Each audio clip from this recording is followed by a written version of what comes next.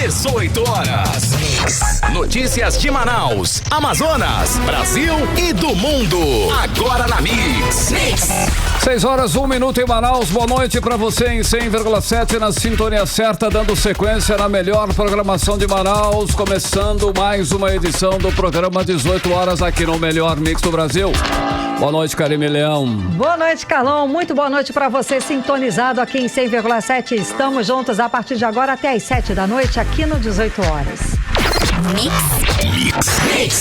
Vamos aos destaques do programa 18 horas desta quinta-feira, feriadão, hein? Polícia Federal afirma que Amarildo da Costa Oliveira confessou o assassinato do indigenista brasileiro Bruno Araújo e do jornalista inglês Don Phillips. E segundo a União dos Povos Indígenas do Vale do Javari, o crime foi político. Levantamento revela que os assassinatos aumentaram mais de 500% na região do Vale do Javari de 2019 para 2021. Covid-19, do dia 13 para o dia 15 de junho, os novos casos da doença saltaram de 9 para 65, um crescimento alarmante que vai de 700% aqui no estado do Amazonas. 6 horas, 2 minutos, você no melhor Mix do Brasil, começando mais uma edição do programa 18 horas. Hoje é quinta-feira, 16 de junho de 2022. Os destaques, os principais assuntos do dia, você confere a partir de agora. Vamos juntos com você até às 7 da noite. É mais uma edição do 18 horas aqui no melhor Mix do Brasil. 18 horas. Começamos o programa hoje chamando a atenção para a crise na segurança do Amazonas revelada pelo trágico desfecho do caso do desaparecimento do indigenista brasileiro Bruno Araújo e do jornalista inglês Don Phillips. Mostrou para todos o total abandono da região pelo poder público, incluindo o governo do Amazonas e o governo federal, né, Karine? Exato, Carlão. Trágico desfecho. Em coletiva de imprensa na noite desta quarta-feira, o superintendente da Polícia Federal no Amazonas, Alexandre Fontes, confirmou que Amarildo da Costa Oliveira, conhecido como Pelado, confessou ter assassinado o indigenista e o jornalista. Ainda na quarta-feira, Amarildo levou a polícia até o local das buscas no Vale do Javari para apontar a localização dos corpos. No local foi encontrado material humano que vai passar por perícia para identificação em Brasília. E as escavações vão continuar na região. Olha só, Karime, ainda de acordo com a Polícia Federal, as investigações seguem em sigilo e não é possível dizer o motivo do crime. O indigenista brasileiro Bruno Araújo e o jornalista inglês Don Phillips estão desaparecidos na região do Vale do Javari, na Amazônia, desde o dia 5 do mês de junho, mês agora. O repórter Hector Silva traz mais detalhes sobre o caso pra gente. A Polícia Federal confirmou na noite da quarta-feira que Amarildo da Costa Oliveira, conhecido como Pelado, afirmou que o indigenista Bruno Araújo Pereira e o jornalista inglês Don Phillips, desaparecidos desde o dia 5 na região amazônica do Vale do Javari, foram assassinados. Em uma coletiva de imprensa, o superintendente da Polícia Federal no Amazonas, Eduardo Fontes, disse que Pelado confessou o envolvimento no crime e levou os policiais até o local onde estavam os corpos. Conseguimos aí que o primeiro preso nesse caso, conhecido por Pelado, o senhor Amarildo, ele voluntariamente, no final da noite, resolveu confessar a prática criminosa. Durante a confissão da prática criminosa, perante delegados de Polícia Federal, delegado de Polícia Civil, a força-tarefa que nós estamos realizando, ele narra com detalhes o crime realizado e aponta o local onde havia enterrado os corpos. Se compromete conosco hoje ir até o local, apontar o local para que a gente então pudesse confirmar a existência desses corpos lá enterrados. Nós então saímos logo cedo em direção ao local, nossas equipes, juntamente com ele, como algumas imagens puderam captar na saída da delegacia de Atalaia do Norte. O representante do Ministério Público da Atalaia também se fez presente e lá houve uma demora por 2 motivos. Primeiro, porque nós realizamos uma reconstrução do crime, então foi realizada toda a reconstrução do crime com autorização judicial, devidamente filmada, e depois nós fomos até o local onde ele anunciou que havia enterrado os corpos e também o local onde ele comunica que havia escondido a embarcação. Ele afundou a embarcação, como as investigações elas estavam nos mostrando. Ainda segundo o superintendente, remanescentes humanos foram encontrados no local apontado. A equipe recolheu o material e enviou para Brasília, onde será feita uma perícia técnica para analisar de fato se é Dom Phillips e Bruno Araújo Pereira. O local, segundo o superintendente, era próximo de onde objetos pessoais do jornalista e do indigenista foram encontrados. Onde nós encontramos os pertences pessoais e a localização aqui do local, então onde nós encontramos hoje os corpos enterrados, estão aqui 3,1 quilômetros mata dentro. Local de dificílimo acesso, como vocês podem observar. E aí demorou demais, um local onde para você ingressar ali com a embarcação tem que ser muito pequena. Demorou bastante para a equipe chegar até o local. No local foram feitas escavações, ainda estão sendo dadas. É um local onde a gente não tem contato telefônico com os nossos policiais, todas as forças estão presentes lá. Então, um agente policial tem que sair do local para me comunicar que foram encontrados realmente remanescentes lá humanos, e aí a escavação continua, tá? Mas já há remanescentes humanos ali que foram encontrados. Com o caso aparentemente solucionado, autoridades usaram suas redes sociais para se pronunciar sobre o assunto. O governador do Amazonas, Wilson Lima, em seu Twitter, disse que lamenta profundamente o triste desfecho do caso do indigenista e do jornalista. Desejou solidariedade às famílias e agradeceu a todas as forças de segurança do Amazonas. O deputado federal Marcelo Ramos também usou suas redes sociais para falar sobre o caso, fazendo duras críticas ao presidente da República, Jair Bolsonaro. Já o deputado estadual Dermilson Chagas lamentou o caso e destacou que se preocupa que o mundo agora olhe o interior do Amazonas como um lugar onde o crime impera. É o mundo olhando de novo para o Amazonas e descobrindo que é uma terra de garimpo, uma terra de facções, de narcotráfico, onde cresce a proporção da criminalidade, o Estado recolhendo, diminuindo, não reagindo a tudo isso. Isso simplesmente é omissivo e é para chamar a atenção das outras autoridades, principalmente Ministério Público Federal, Polícia Federal. Por que desse silêncio? Por que da falta de ação? Por que veio a Segurança Nacional? Por que o Exército entrou nisso? Por que estão botando a Polícia Federal e o Estado praticamente assistindo de camarote? Alguma coisa tem no ar. E é bom correr, porque o estado do Amazonas está virando um estado narcotraficante. Hector Silva para o 18 horas.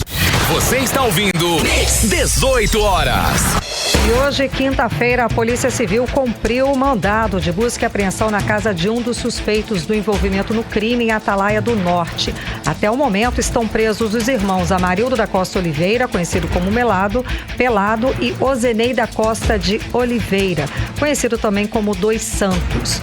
Na terça-feira, como a gente acompanhou, Pelado confessou ter assassinado as duas vítimas. E o Alto Comissariado dos Direitos Humanos da Organização das Nações Unidas, a ONU, divulgou nota hoje, lamentando as revelações sobre o jornalista inglês e o indigenista brasileiro no Vale do Javari. No comunicado, a ONU classificou o episódio como um ato brutal de violência. E a nota diz o seguinte, abre aspas, lamentamos profundamente a informação sobre o assassinato de Dom Phillips e Bruno Araújo Pereira. Expressamos nossas profundas condolências às suas famílias. Esse brutal ato de violência é terrível e apelamos às autoridades estatais para que assegurem que as investigações sejam imparciais, transparentes e exaustivas e que seja prestada reparação às famílias das vítimas. Fecha aspas. 18 horas. Carlão, e aqui vai os nossos sentimentos também aos familiares e amigos do Bruno Araújo e de Dom Phillips.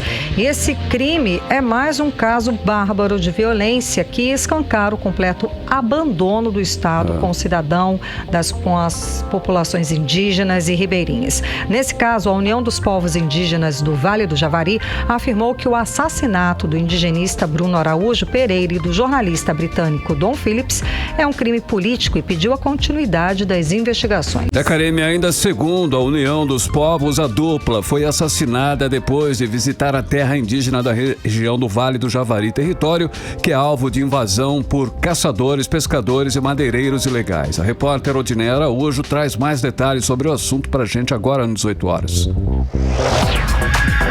A Univaja, União dos Povos Indígenas do Vale do Javari, afirmou em carta aberta que o assassinato do indigenista Bruno Araújo e do jornalista britânico Dom Phillips é um crime político e pediu a continuidade das investigações.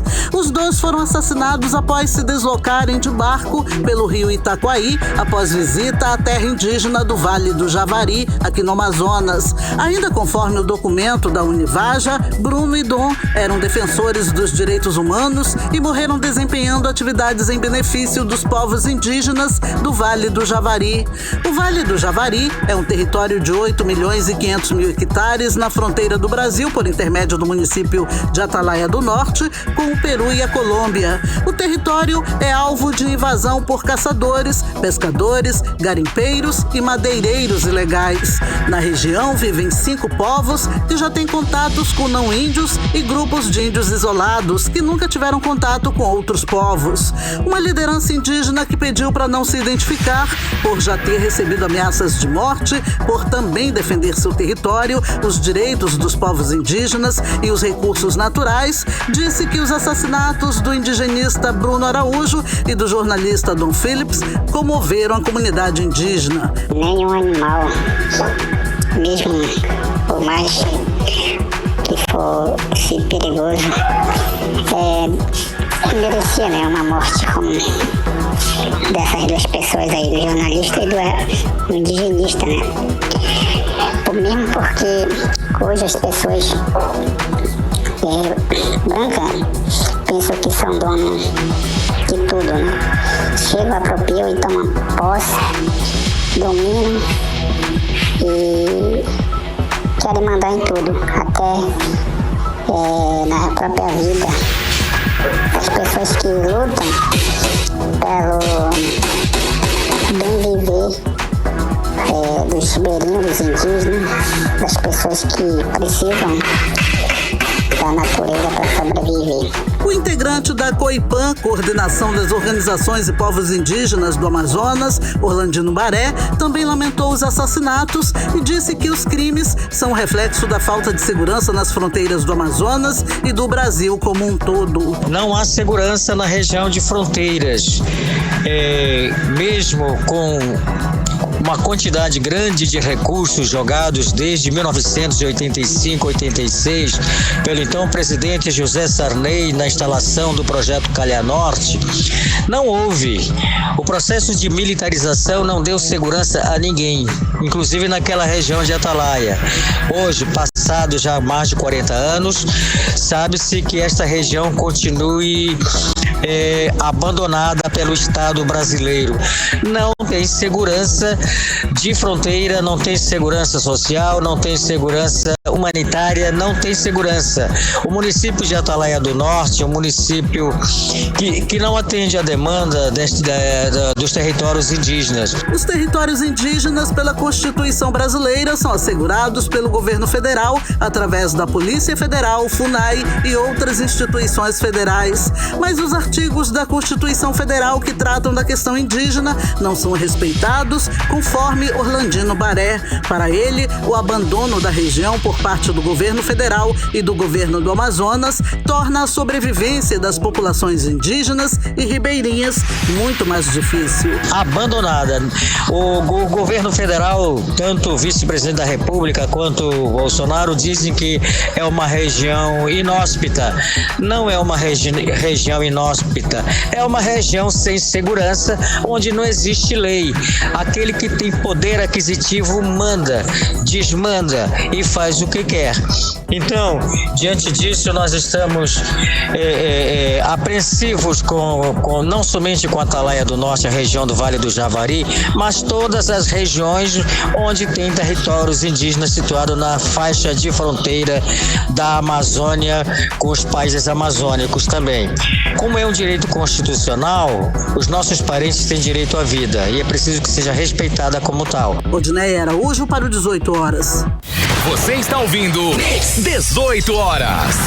Agora em Manaus, 6 horas e 16 minutos. Vamos para Brasília conversar com o nosso correspondente, jornalista Carlos Eduardo Matos. Carlos Eduardo, boa noite. Seguimos falando sobre o caso do Bruno Araújo e Dom Phillips. Inclusive, chegou agora há pouco em Brasília os restos mortais que vão ser periciados para saber se realmente se tratam do jornalista e do indigenista brasileiro. Cadu, o que disseram as autoridades nacionais sobre o caso? Conta pra gente a repercussão aí em Brasília. Boa noite, Karime. Boa noite, Carlão. Boa noite, ouvintes do programa 18 horas. Os representantes dos 3 poderes da República emitiram notas de pesar pelas mortes do jornalista inglês Dom Phillips e do indigenista Bruno Pereira, exceto o presidente da Câmara, Arthur Lira, que não se pronunciou até agora sobre o assunto. O presidente do Congresso Nacional, Rodrigo Pacheco, disse que, abre aspas, em respeito às vítimas, à Amazônia e à liberdade de imprensa, espero que todos os criminosos sejam punidos com o rigor da lei. Fecha aspas. O presidente Jair Bolsonaro não disse nada em suas redes sociais. Ele comentou o post da FUNAI com a nota de pesar. Ele disse o seguinte, abre aspas, nossos sentimentos aos familiares e que Deus conforte o coração de todos. Fecha aspas. A FUNAI, Karime, emitiu uma nota dizendo que, abre aspas, Bruno Pereira deixa um imenso legado para a política de proteção de indígenas isolados e de recente contato, área em que se tornou um dos principais especialistas no país e que atuava com extrema dedicação. O indigenista era considerado uma referência por colegas e por indígenas com os quais construiu uma relação de amizade ao longo dos anos. A FUNAI lamenta profundamente a perda e se despede de Bruno com profunda admiração, respeito e carinho. Fecha aspas. O presidente do Supremo Tribunal Federal, o ministro Luiz Fux, se pronunciou defendendo uma efetiva punição aos culpados e que um grupo de trabalho do Conselho Nacional de Justiça, a CNJ, vai acompanhar o caso a partir de agora.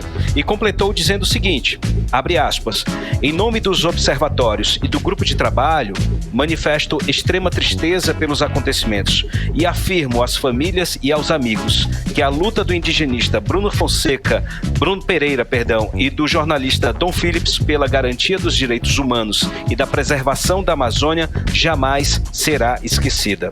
Fecha aspas. Na ala política, Karime, os pré-candidatos Lula e Geraldo Alckmin também se manifestaram dizendo o seguinte, abre aspas, Bruno e Dom dedicaram suas vidas a fazer o bem. Por isso, percorreram o interior do Brasil, ajudando, protegendo e contando a vida, os valores e o sofrimento dos povos indígenas. O mundo sabe que este crime está diretamente relacionado ao desmonte das políticas públicas de proteção aos povos indígenas. Está diretamente relacionado também ao incentivo à violência por parte do atual governo do país. O que se exige agora é uma rigorosa investigação do crime, que seus autores e mandantes sejam julgados. A democracia e o Brasil não toleram, nem podem mais conviver com a violência, o ódio e o desprezo pelos valores da civilização. Fecha aspas. Também se pronunciou Simone Tebet, a candidata da terceira via da direita. Abre aspas, defendo severa investigação desse crime bárbaro. É preciso dar um basta à impunidade. Meus sentimentos à família do jornalista Dom Phillips e do indigenista Bruno Pereira neste momento inconsolável. Fecha aspas. Ciro Gomes também se pronunciou. Abre aspas. A forma brutal como os assassinos acabaram com as vidas de Bruno e Dom Phillips mostra que a omissão dos governos criou mais que um Estado paralelo, fez nascer uma versão cabocla do Estado Islâmico dentro do nosso território. Fecha aspas. Uma afirmação bastante forte, né, Karine? Agora falando sobre investigações. A aeronave trazendo os restos mortais de Dom Phillips e de Bruno Pereira, como você disse, chegou agora há pouco aqui em Brasília e seguiu direto para a sede do Instituto Nacional de Criminalística da Polícia Federal. Os corpos chegaram em caixões, Karine, carregados pelos agentes em um procedimento solene. Começa agora, então, um trabalho minucioso, feito pela perícia técnica por meio de exames de arcada dentária e de DNA. Tudo isso, como você disse, para identificar primeiramente os corpos, se são realmente Dom Phillips e de Bruno Pereira. Tudo isso para tentar descobrir a trajetória desse crime bárbaro e, principalmente, por que Dom Phillips e Bruno Pereira foram mortos de forma tão cruel e a mando de quem? Vamos seguir acompanhando. Karine e Carlão. Ricardo, olha só, vamos falar de eleições aí, 2022 agora. As campanhas de Lula e Bolsonaro, elas vão receber juntas aí uma pequena quantia de 2,2 bilhões, né, de reais, né? Vem do fundo eleitoral essa pequena fortuna, não é, Cadu? É isso mesmo? Exatamente, Carlão. Finalizadas as posições e alianças, está chegando a hora de receber e contar o dinheiro, né? A aliança formada pelos 7 partidos de esquerda e de centro-esquerda, encabeçada pelo PT, vai receber 1 bilhão e 200 milhões de reais do fundo eleitoral para bancar a campanha presidencial e as disputas eleitorais nos estados para governador, senador, deputados estaduais e deputados federais. Já a aliança de partidos do centrão bolsonarista, encabeçada pelo PL, vai receber 989 milhões e 800 mil reais, também para bancar a campanha pela reeleição do presidente Bolsonaro e as composições nos estados. É um valor 20% menor em relação ao valor que vai ser repassado à campanha do ex-presidente Lula. Ou seja, essas duas campanhas juntas vão estourar aí 2 bilhões e 200 milhões de reais, como você disse, Carlão. O PDT de Ciro Gomes, que segue isolado no jogo eleitoral, vai receber 253 milhões e 400 mil reais. Mas o grupo da terceira via da direita, que é o PSDB, MDB e Cidadania, vai receber 683 milhões de reais. Esse grupo aí é encabeçado aí pela Simone Tebet, a senadora que busca aí um protagonismo nessa área. Agora, Carlão, o partido União Brasil, que vai ter candidato próprio a presidente da República, no caso Luciano Bivar, vai receber sozinho 782 milhões de reais. É o partido que mais vai receber recursos do fundo eleitoral. Muito dinheiro para bancar a campanha nos estados, né? Agora falando de estratégia eleitoral, Carlão, o PL, partido do presidente Bolsonaro, segue insistindo na contratação de uma empresa para fazer uma espécie de auditoria independente das eleições. Essa empresa, a gente já falou sobre esse assunto aqui, é o Instituto Voto Legal, criado no ano passado. Essa empresa, Carlão, encaminhou um documento para o TSE pedindo para alterar 3 artigos de uma resolução do tribunal que trata de auditorias das eleições. Eles querem modificar essa norma no sentido de permitir uma investigação paralela do processo de apuração dos votos. Claro, o TSE ainda não respondeu a esse pedido do Instituto Voto Legal, mas a expectativa dos próprios donos do Instituto Voto Legal é que esses pedidos não sejam atendidos. Por isso, o PL segue tentando fazer novas contratações, segue tentando fazer um plano B a esse procedimento que é uma ordem do presidente Bolsonaro. E hoje, Carlão, falando em presidente Bolsonaro, ele fez uma reunião com o comitê de campanha dele para tentar bater o martelo sobre quem vai ser, o candidato a vice na chapa com ele. No momento existem 2 nomes, o general Braga Neto e a deputada federal Tereza Cristina, que é a ex-ministra da Agricultura.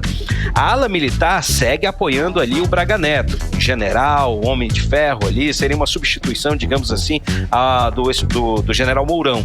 Mas o grupo político quer Tereza Cristina. Por quê? Porque ela é mulher, fez um trabalho bom no Ministério da Agricultura e pode ser uma boa alternativa para se aproximar do público feminino, já que foi pro brejo aquela ideia de colocar a primeira-dama nessa missão de aproximar as mulheres da campanha do presidente Jair Bolsonaro e tentar diminuir o índice de rejeição. Resultado, ainda não chegaram a um denominador, o nome ainda segue sendo uma incógnita aí para a campanha de Jair Bolsonaro. Carlão e Karime.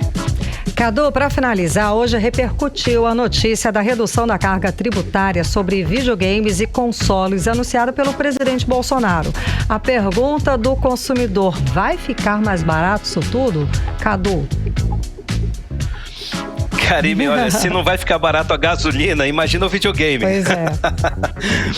Karime, hoje o presidente Jair Bolsonaro anunciou a redução do imposto de importação, o II, para videogames e acessórios de consoles. A medida entra em vigor a partir do dia 1º de julho.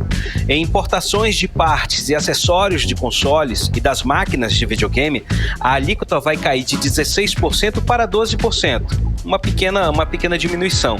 Já sobre videogames com telas inclusas, portáteis ou não, o imposto vai ser zerado.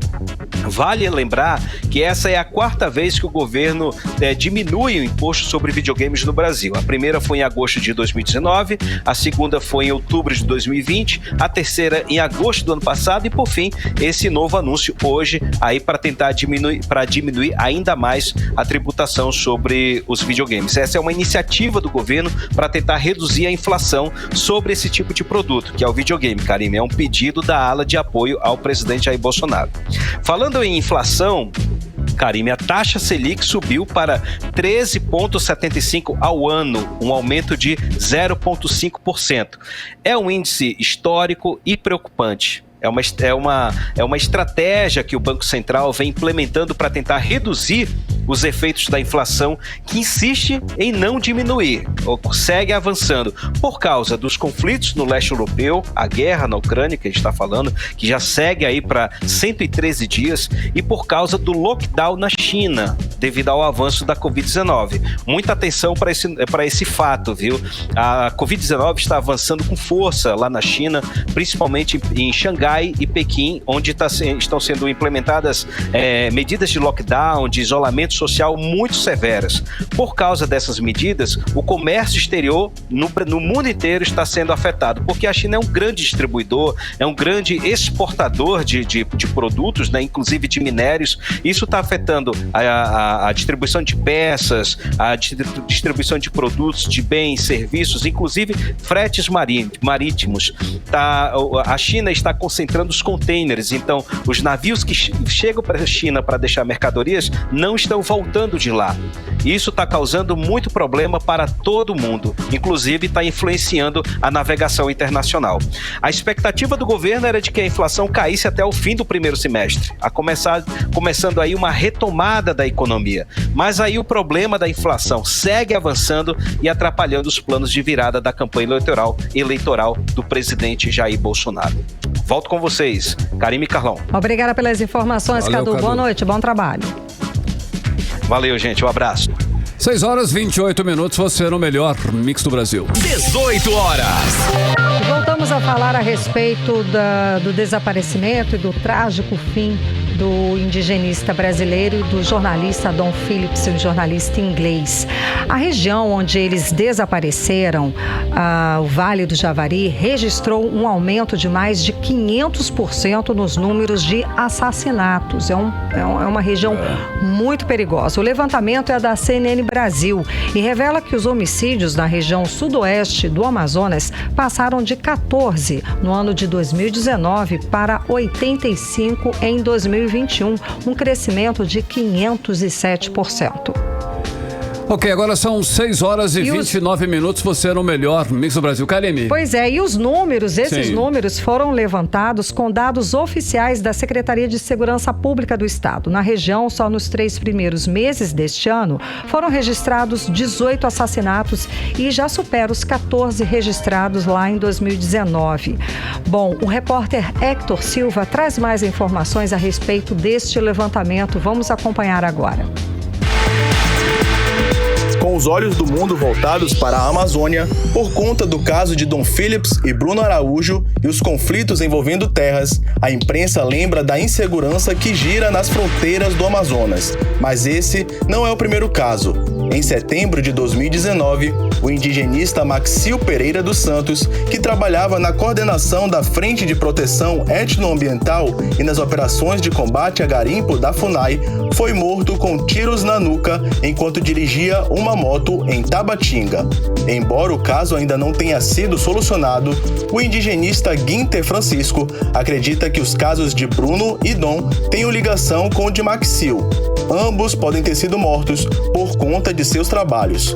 E aí, nesse contexto, então, que acontece já em 2019, essa morte do funcionário que não dá para dizer que está vinculado diretamente, mas existe uma suspeita grande que tenha a ver com a atividade dele dentro da terra indígena, de fiscalização, e agora esse fim trágico aí em relação ao Bruno e ao Dom Phillips. Um levantamento feito pela CNN mostra que a região onde Dom e Bruno foram mortos, o sudoeste do Amazonas, teve um crescimento na taxa de homicídios de 507% de 2019 para 2021.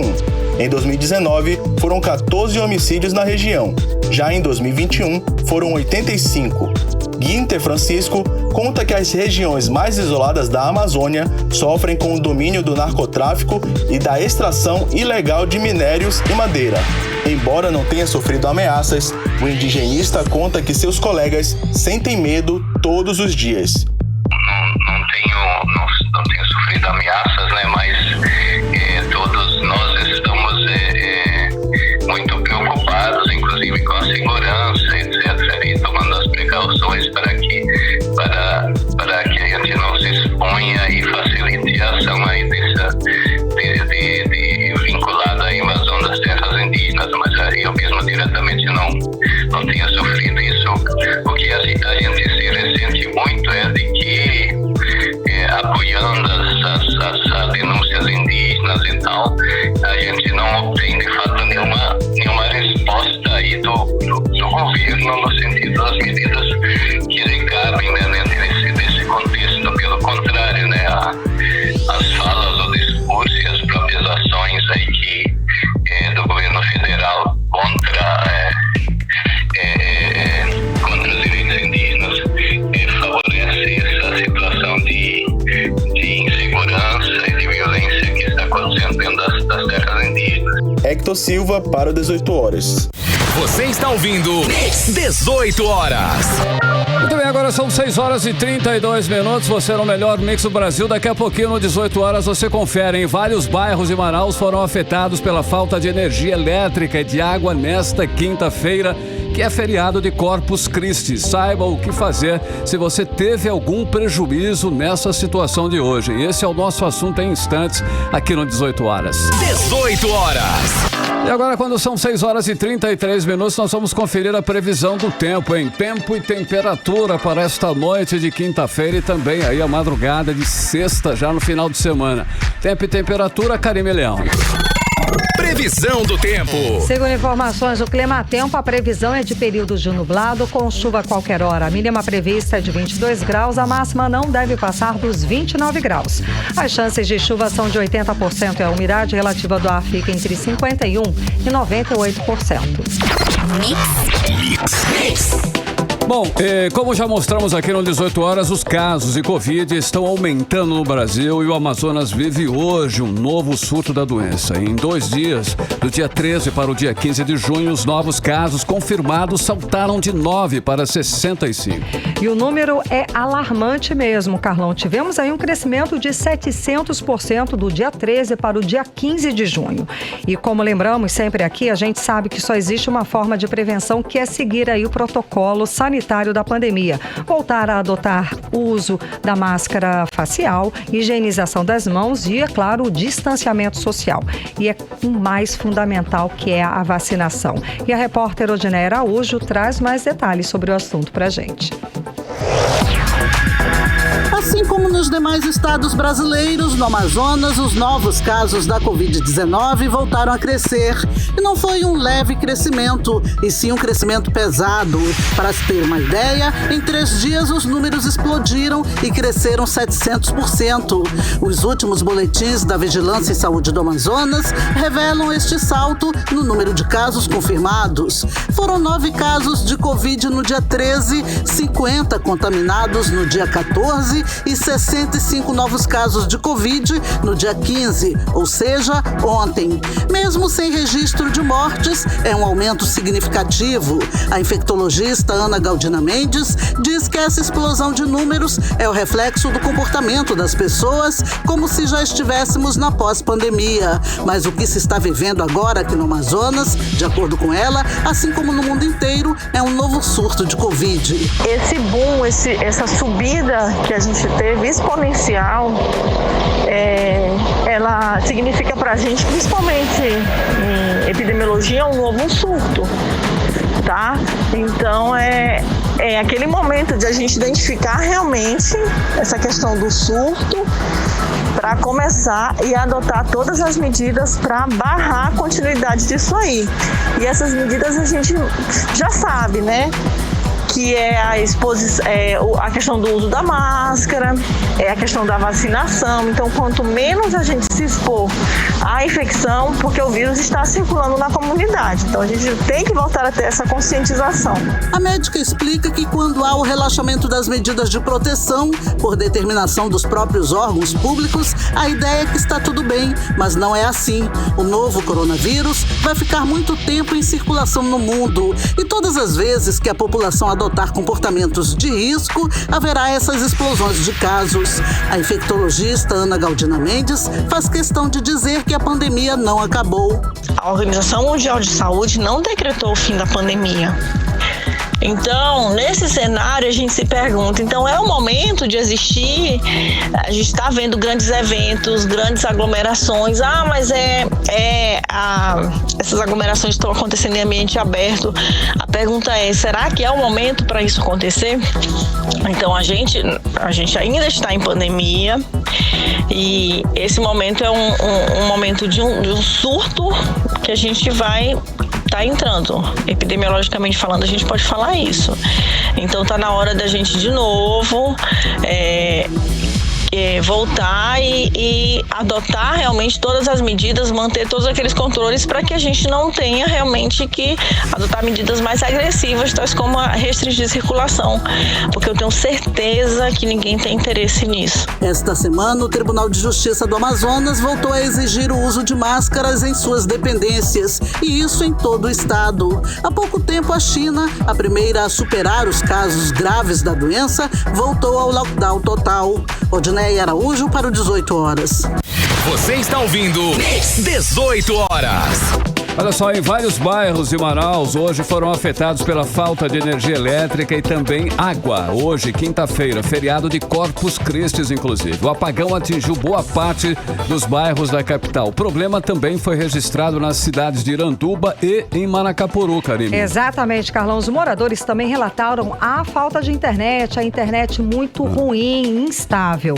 Em nota, a Amazonas Energia informou que houve um desligamento de parte da cidade de Manaus, Iranduba e Manacapuru por causa de um evento no Sistema Interligado Nacional.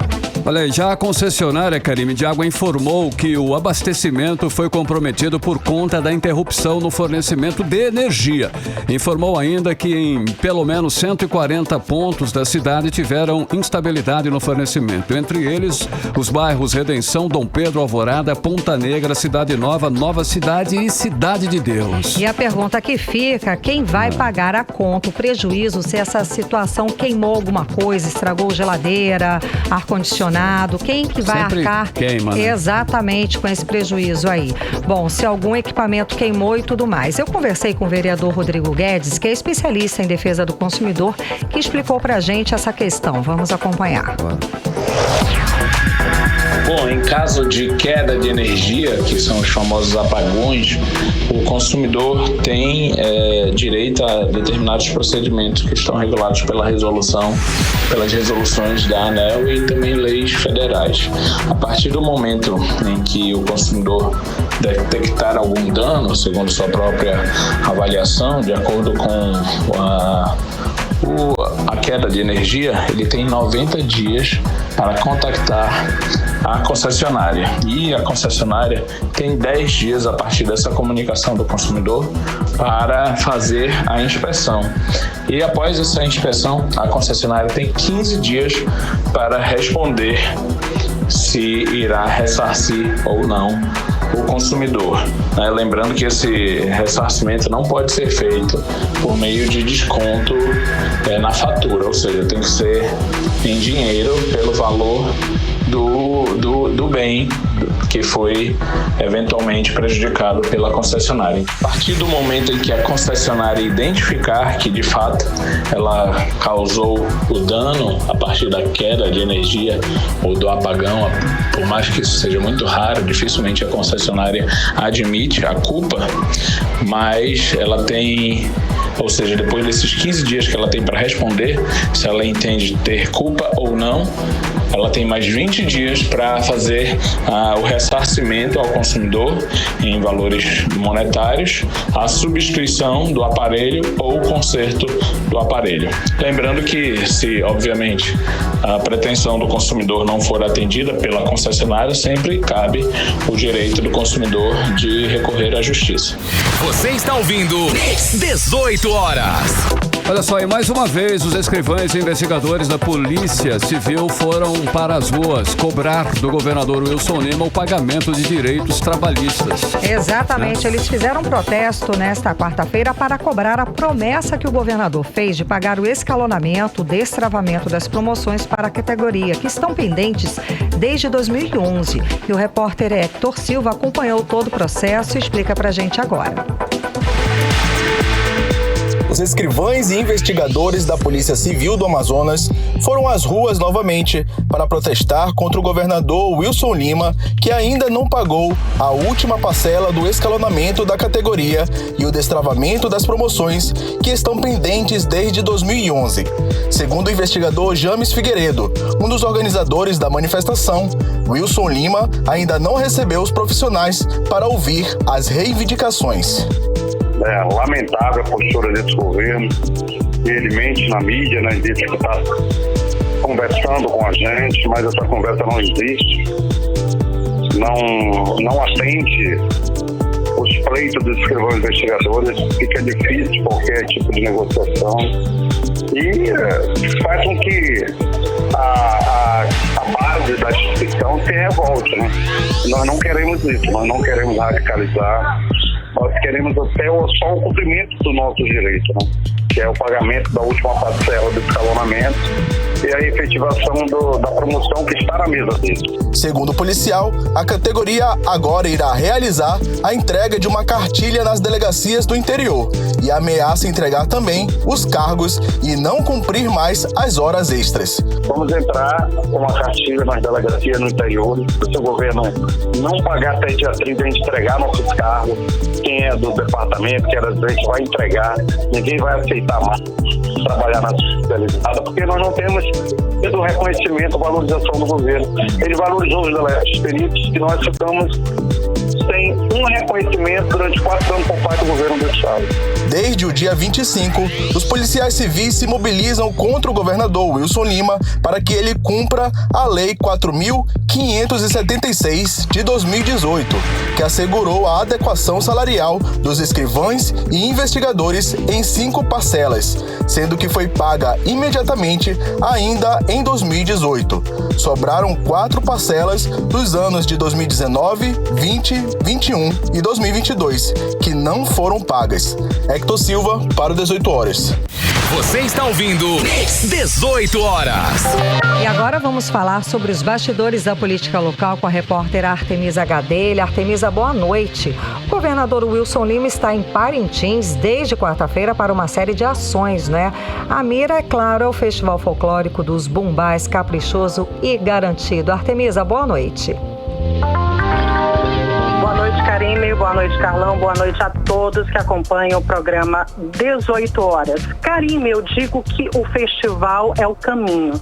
Na verdade, a mira é a eleição deste ano, né? O governador chegou ao município de Parintins na quarta-feira, ele realizou já várias ações ali no município, começou na Serra da Valéria, que é uma comunidade ali, fica na comunidade de Santa Rita, comunidade do município de Parintins, também foi a comunidade São Paulo e também na comunidade Vila Amazônia. Ele entregou, né, várias obras e também está iniciando várias obras nessas comunidades. Em Parintins, ele assinou o convênio de 29,8 milhões de reais para a reabertura do Hospital Padre Colombo. À noite, ele participou dos ensaios técnicos dos Mumbais, Caprichoso e Garantido, e ele foi acompanhado da primeira-dama, Tayana Lima. Hoje pela manhã, o governador do estado do Amazonas reinaugurou a escola Brandão de Amorim e ele também acompanhou, né, ali as obras do Bumbódromo. O programa 18 horas, inclusive, já relatou que há 2 semanas, né, o governador assinou um contrato de 5,7 milhões de reais. Nós noticiamos isso e houve uma denúncia aí, inclusive, do deputado Dermilson Chagas, do Republicanos, em relação à construtora que vai realizar essa obra em Parintins, que é a RR Construções. Existe uma denúncia referente a uma obra do Hospital João Lúcio, obra no valor de mais de 16 milhões de reais. Bom, hoje eu conversei com o cientista político Breno Rodrigo Leite sobre a visita do governador Wilson Lima no município de Parintins. Se essas ações são positivas, né, já que nós temos aí a eleição para este ano, ou fica parecendo que essas ações que ele realiza, né, não só no município de Parintins, como ele vem realizando em vários municípios do interior do Amazonas, fica parecendo uma ação eleitoreira. Vamos acompanhar então o cientista político Breno Rodrigo Leite. O que está em jogo, antes de tudo, é uma espécie de plebiscito, recall de sua gestão. O eleitor, na verdade, ele vai premiá-lo, ou seja, reconduzi-lo a um segundo mandato, ou puni-lo, ou seja, acreditar numa proposta alternativa, numa agenda alternativa para o governo. Agora, essa questão da agenda de governo e da agenda de reeleição, agenda eleitoral, portanto, elas sim vão se confundir sempre, né? Ainda mais se tratando de um governador que vem com um índice de popularidade muito baixo, né? O governador, por conta da pandemia, Você está ouvindo 18 horas. Nós ouvimos então o cientista político Breno Rodrigo Leite, e aí ele relata, né, que essas ações para a reeleição, geralmente de um governador, essas agendas elas se conflitam, né? A agenda do governo com a agenda, né, eleitoral, enfim. E que o governador pesa sobre ele a questão da pandemia. E vai pesar também em relação, né, no pleito de outubro, enfim, com o voto, né? Ali o voto, o povo vai decidir se realmente o Wilson Lima merece ser reeleito ou não. Karime, Carlão. Ok, Artemisa, olha só, o vereador Amon Mandel recebeu denúncia de que um ônibus da linha 088 da empresa Global Green tem circulado com a lateral e parte traseira quebrada, colocando em risco, é claro, a vida dos passageiros. O vereador denunciou esse caso, Artemisa, procede? Procede, Carlão. O vereador Amon Mandel, do Cidadania, ele postou um vídeo denunciando, né, nas redes sociais dele, onde um passageiro mostrou a lateral partida do ônibus da linha 088 da Global Green, como você falou, a empresa, né? E a parte traseira também estava totalmente solta. Se você estiver acompanhando o programa 18 horas pelo YouTube e o Instagram, vai poder acompanhar agora o vídeo. Vamos então acompanhar esse vídeo da denúncia deste ônibus da linha Global Green, linha 088. Gente, olha só, isso aqui é o 088. Olha só o estado dele. Você percebe que ele não está grudado ali com a outra parte. E se Deus o livre, alguém se escorar nessa janela, pode acabar virando. Gente, olha só o perigo. Então, a rachadura é aqui. Basicamente, toda essa parte aqui está aberta.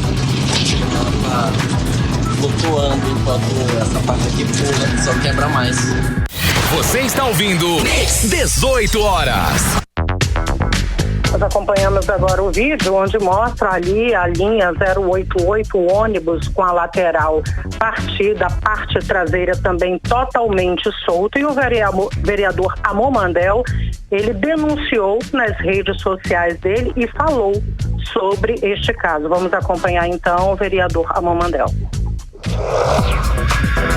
Isso é um absurdo total e eu, sinceramente, não posso tolerar que isso aconteça. Vamos até as últimas consequências. Um ônibus está partindo ao meio, uma dívida de 1 bilhão, fruto de uma licitação irregular, ônibus pegando fogo no T5 e ninguém fala nada? Como é que pode? A gente não pode fingir que tá tudo mil maravilhas, não. Tem coisas que precisam ser melhoradas na cidade de Manaus e se a prefeitura e a base aliada do prefeito tomarem as providências corretamente, nós vamos estar caminhando em prol de um mesmo objetivo. Eu não quero prejudicar nem atingir ninguém politicamente. Eu quero resolver o problema do transporte coletivo de Manaus. Você está ouvindo 18 horas.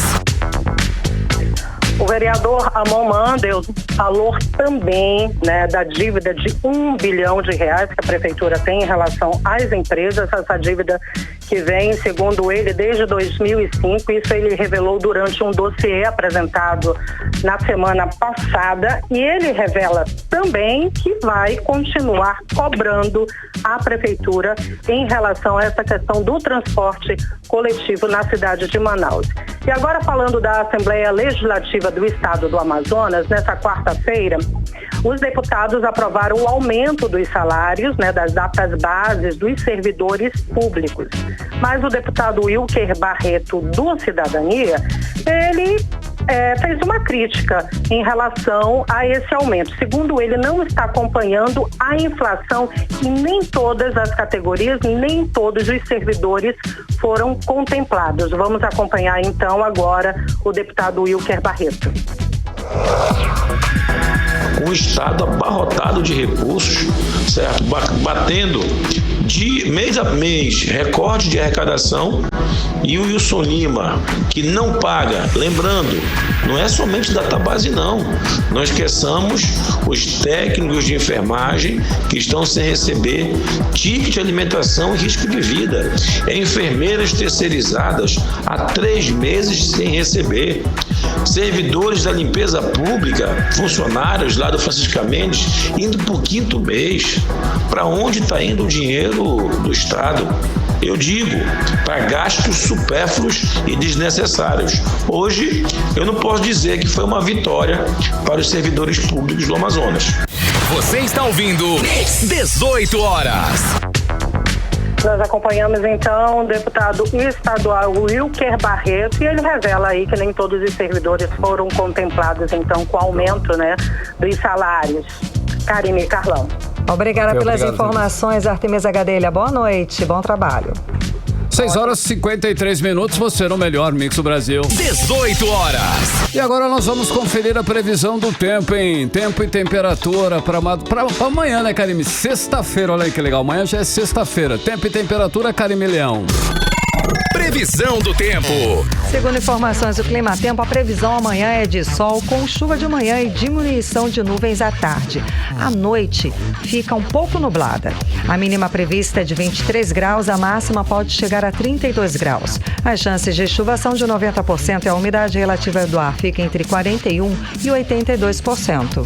Mix. Economia. Vamos aos indicadores econômicos desta quinta-feira. Hoje é feriado de Corpus Christi. Não teve movimentação na Bolsa de Valores brasileira. O dólar segue cotado a R$ 5,02 e o euro a R$ 5,25. O Bitcoin aos R$ 110.214. E agora escuta essa, Carlão. Uma pesquisa revela que mais de 90% dos brasileiros sentiram alta nos preços nos supermercados este ano. O peso da inflação desde o começo do ano está afetando as contas dos brasileiros e isso tem impactado o consumo de alimentos e itens de abastecimento doméstico. Karime, os números são da pesquisa Radar da Federação Brasileira de Bancos divulgada nesta quarta-feira. De acordo com o levantamento, 93% dos brasileiros afirmaram que o preço dos produtos aumentou em relação ao começo deste ano. E ainda segundo o levantamento, o número fica acima de 90% em todas as faixas de renda, sendo de 96% entre aqueles que ganham mais de 5 salários mínimos. E eu conversei com o economista Marcos Evangelista, que avaliou esse cenário para a gente. Vamos ouvir o que ele disse. A inflação ainda não foi controlada. Tanto é que ontem nós tivemos mais um aumento da Selic, tentando conter aí esse aumento dos indicadores. Isso representa para a gente que tudo está ficando mais caro. Esse é um efeito natural da inflação, onde nós perdemos o poder de compra. Obviamente, se a gente for pensar já nas festas de final de ano, já pode se preparar, porque tudo vai estar mais caro. Então, de repente, você que está recebendo aí antecipação do 13º, pode ser uma boa você já reservar esse dinheiro para fazer as compras aí da ceia de Natal e Ano Novo. Afinal de contas, os preços sobem mês a mês. Você está ouvindo 18 horas. Não tem trégua não, mas até que tivemos aí uma certa trégua. Segundo a Companhia Nacional de Abastecimento, alguns alimentos tiveram queda de preços. Entre eles estão a batata, o tomate, cenoura e alface. Esses índices foram os que mais registraram aumento no ano passado. E ainda segundo o levantamento, a queda dos preços aconteceu por causa do aumento da oferta dessas hortaliças. Olha só, e seguindo aí falando sobre a economia, agora com um dado otimista, Karime. A indústria nacional de duas rodas vem retomando o ritmo de produção para conseguir dar conta da demanda maior por seus produtos aí, com mais pessoas recorrendo às motos para driblar a alta dos preços dos combustíveis e dos carros. O mês de maio registrou um crescimento nas vendas. E entre janeiro e maio já foram produzidas mais de 569 mil motocicletas no polo industrial aqui de Manaus. Esse é o melhor resultado dos últimos 7 anos. E quem traz mais detalhes pra gente é a repórter Nathalie Moraes. As fabricantes de motocicletas produziram mais de 569 mil unidades nos 5 primeiros meses deste ano. De acordo com o levantamento da Abraciclo, Associação Brasileira dos Fabricantes de Motocicletas, Ciclomotores e Motonetas, Bicicletas e similares, o volume é 22,9% maior do que o que foi registrado no mesmo período do ano passado. Esse é o melhor resultado desde 2015, quando mais de 580 mil motocicletas saíram das linhas de montagem do Polo Industrial de Manaus. Para o diretor executivo da Abraciclo, Paulo Takeuchi, o ritmo de atuação de produção está dentro do planejado para atingir a meta de 1,29 milhão de unidades em 2022. A produção acumulada de janeiro a maio desse ano para a motocicleta foi muito positiva. Alcançamos uma quantidade de 569.500 unidades, ou seja, um crescimento de quase 23% em relação ao ano passado. Vale destacar que o ano passado nós tivemos problemas da pandemia, então a produção foi muito prejudicada em janeiro e fevereiro do ano passado. E isso fez com que a nossa produção esse ano, sem problema de produção, atingisse esse expressivo crescimento. No acumulado do ano, as vendas no varejo totalizaram uma alta de 25,6% em relação ao mesmo período do ano passado.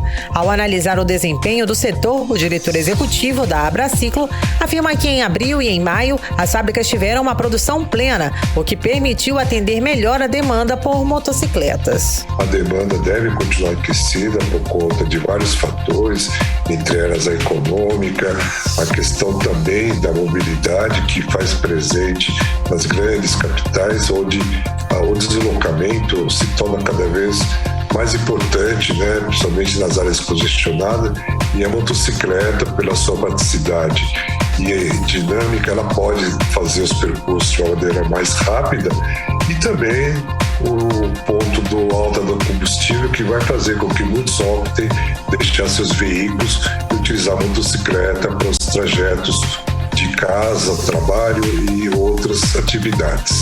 Nathalie Moraes para o 18 horas. Você está ouvindo 18 horas. Agora 6 horas e 59 minutos. Seguimos para o editorial 18 horas. Editorial 18 horas. A tragédia e a crueldade dos assassinatos do jornalista Dom Phillips e do indigenista Bruno Araújo Pereira expõe cada vez mais o flagelo social da violência e da segurança pública do Amazonas. A imprensa nacional relembrou terça-feira que o Amazonas teve aumento de 54% na taxa de homicídios entre 2020 e 2021 na gestão do governador Wilson Lima, segundo números do Fórum Brasileiro de Segurança Pública. Hoje, um levantamento da CNN Brasil aponta que os homicídios da região do estado onde ocorreram os assassinatos de Bruno e Dom Phillips aumentaram 507% entre 2019 e 2021. Foram 14 homicídios em 2019 e 85 em 2021. Os dados são oficiais da própria Secretaria de Segurança Pública do Amazonas. A cidade da região com maior aumento de assassinatos no período foi Tabatinga, que registrou 3 homicídios em 2019 e 52 em 2021, um aumento de 1.600% em apenas 2 anos.